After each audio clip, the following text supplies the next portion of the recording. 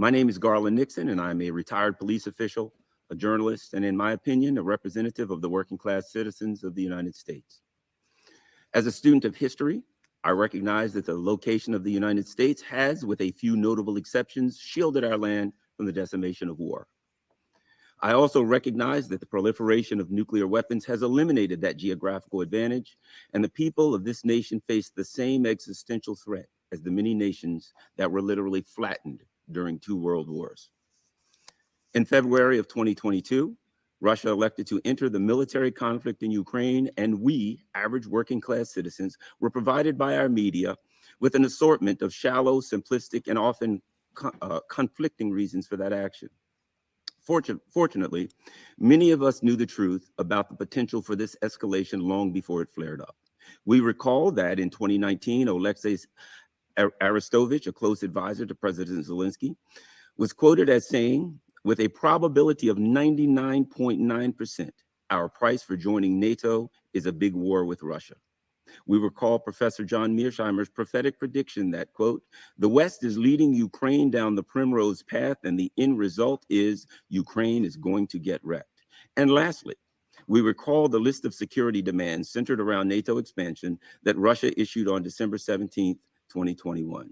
Notwithstanding the ahistorical claims of Russian expansion or President Putin's hostility towards democracy, we find ourselves today in an extinction level crisis that can and must be resolved through diplomacy, the manner that was initially proposed in mid-December of 2021.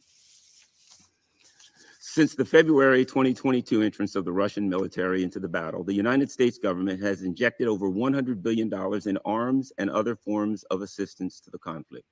A significant portion of that assistance took the form of small but powerful armaments. Many of these handheld weapons possess incredible destructive capabilities. There are shoulder-fired anti-aircraft weapons known as man-pads that can easily take down a civilian passenger aircraft, and anti-tank rockets that could be used with devastating effect on a convoy of civilian vehicles, such as the ones that many diplomats in this room routinely utilize to traverse their respective nations. The injection of these military-grade weapons into an environment as unstable as Ukraine is beyond irresponsible. In the instance of the European Union, it may end up being suicidal for many of its citizens.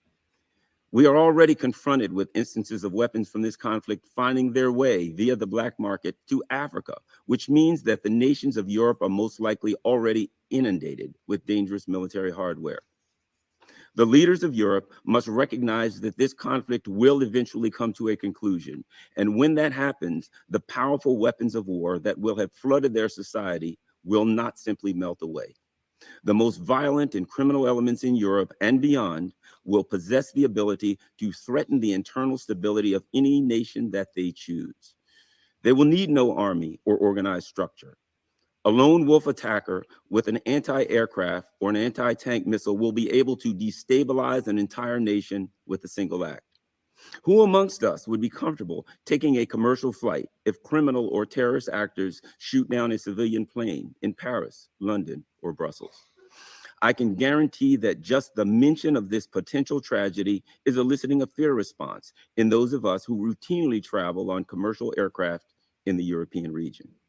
I only wish that the inevitable ad hominem attacks against me as a speaker would change this outcome. It would be a fair and reasonable burden to accept if those who would diminish the obvious nature of my assertions could somehow alter the ghastly inevitability that the innocent citizens of Europe will be forced to endure. I implore the honorable members of this committee to push for a peaceful resolution of this conflict and an expansive project to locate and gather up the brutal weapons that will surely threaten the lives and livelihoods of the hardworking citizens of the European continent and beyond. I need not recite word for word the innumerable recent quotes from Western media outlets implying that the argument for a Ukrainian victory against the Russian army is no longer plausible. According to reliable sources, the Ukrainian military has lost more personnel in the last few months than the US military lost in a decade of fighting in its ill-fated misadventure in Vietnam. The highly trained and powerfully equipped NATO-sponsored military that opened the conflict has been wiped out and replaced by conscripts. These minimally trained troops are being placed in a hopeless situation. Those who claim to support Ukraine must recognize that putting civilians in camouflage fatigues, giving them a few weeks of training, and setting them off against impregnable defensive positions is an unconscionable act of human sacrifice. Supporting a nation obviously entails ensuring that the safety and prosperity of its citizens are secure. Recent statements and advertisements by U.S. supporters of this conflict makes it clear that they are unconcerned with the human consequences of their decisions and clearly demonstrate a reckless disregard for the lives of the Ukrainian people. Recently, South Carolina Senator Lindsey Graham stated that, quote, Russians dying, the best money U.S. has ever spent. In this amoral but incredibly enlightening statement, Senator Graham openly exposed that he viewed the appalling numbers of dead Ukrainian soldiers as an insignificant and reasonable price to pay to achieve his ultimate political goal of weakening the Russian military. With supporters like Senator Graham, Ukraine is in little need of adversaries. Additionally, it is critical that we consider the economic health of the hardworking people of Europe. As the makers of the aforementioned weapons of war celebrate outrageous profits, the loss of cost-effective Russian energy has set in motion a deadly downward economic spiral. The people of Europe are facing another cold winter with unaffordable heating costs and the very real prospect of industrial collapse. The potential for such an economic catastrophe has already sowed the seeds of political and cultural instability.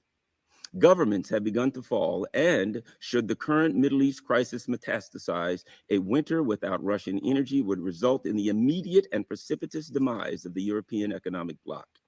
I only wish that this claim were over the top and improbable.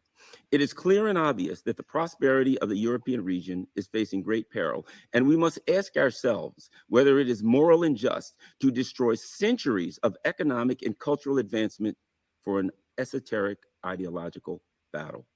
Today, we face an incredibly dangerous situation, a situation that could, without notice, spiral out of control and turn our beautiful planet into an icy, uninhabited rock. However, despite the existential threat that this conflict represents, I am pleased to bring good news to this committee. Despite the devastation and loss of life that this war has visited upon the European continent, there is hope. We have a roadmap for peace, and if reasonable diplomatic-minded leaders can find the intellectual and moral wherewithal to act with haste and determination, a resolution for this conflict can give birth to a security structure that ensures peace and stability on the European continent and beyond. However, the first and most important act required to set this desired outcome into motion is that the Western nations immediately cease contributing to the influx of weapons and secure the lives of the frontline Ukrainian troops by offering a unilateral ceasefire with a guarantee wherein non-aligned nations, such as those in Africa and Latin America, are authorized to ensure that this agreement is not compromised. This is not to be confused with propositions for a ceasefire that simply allow the Ukrainian military to rearm for the furtherance of future conflict. Due to the nuclear potential of this conflict, developing nations have a stake in the outcome, and therefore they must be involved in its resolution. I call upon this committee to live up to its name. This unity of nations has been called upon to ensure world security. From the instance that nuclear weapons were introduced into the military sphere, this time was inevitable, a time in which irresponsible leaders would threaten the existence of humankind was sure to visit itself upon humans. However, we must also remember that this inevitability was the very foundation for the creation of this committee. I ask you to take action and live up to your calling. Stop the flow of weapons into the Ukrainian theater.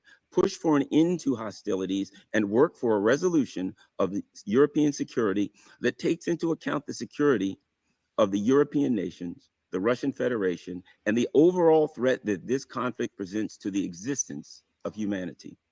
I conclude by reminding you that even as we seek to conclude this conflict with a peaceful resolution, a second wind of ill fate blows across our planet.